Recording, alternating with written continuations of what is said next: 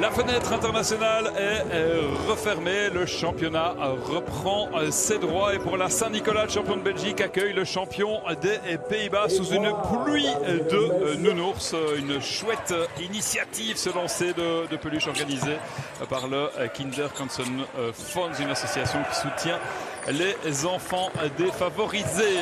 Voilà pour le cadre. Le début de rencontre est à l'avantage des visiteurs avec les premiers points inscrits à distance pour Doornbos. La réponse avec Noam Yakov. De nouveau ici à 3 points. Ça connecte. Une bonne entrée en matière pour les visiteurs privés de leur arme offensive majeure. Kivan Vino est blessé. Et Doornbos doit se débrouiller et sans lui, et vous le voyez, ça se passe plutôt bien pour les hommes d'Eric Braal dans le premier quart-temps, avec ici de nouveau une bombe à distance de Kerwin Walton. Melson qui s'impose dans la raquette pour essayer de rester au contact des visiteurs. C'était 20-28 à la fin du premier quart-temps. Noam Yakov qui est l'homme providentiel du côté de stand sur l'ensemble de la rencontre. Il va planter 11 points dans le premier quart, en ajouter 9 dans le deuxième quart. Mais les Ostendais vont aussi pouvoir s'appuyer sur la patte de Pierre-Antoine Gillet pour repasser devant Omar Kouar. L'interception ici, Gillet, Joppe Menes, Melson qui va chercher la faute et les lancers francs. On revoit le service de Joppe Menes et puis surtout sur la chute ici, Kloof qui retombe sur son coude gauche et qui se blesse visiblement assez gravement.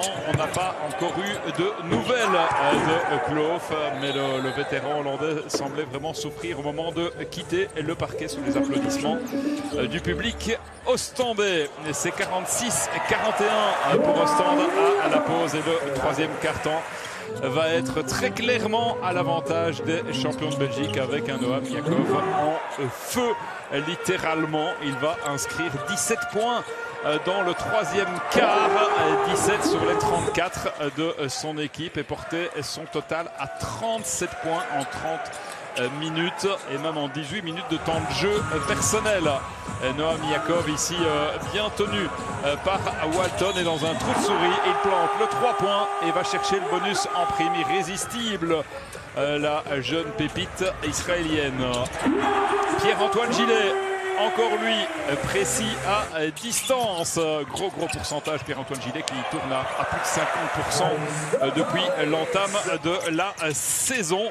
Et qui va terminer ici la partie à 62% avec un joli 5 sur 8 à 3 points. Les Ostendais qui vont encore tourner à plus de 40% à distance sur l'ensemble de la partie. Van Bree ici qui tente de maintenir plus ou moins, on va dire, son équipe en vie dans cette rencontre, mais le match est très clairement dominé par les Ostendais, surtout qu'après la blessure de Kloof, il n'y a plus beaucoup de solutions offensives du côté de Doornbos, qui après avoir été étrié en Supercoupe va avoir une nouvelle soirée très compliquée en déplacement à la côte. Et finalement les hommes d'Eric Braal s'inclinent face aux champions de Belgique.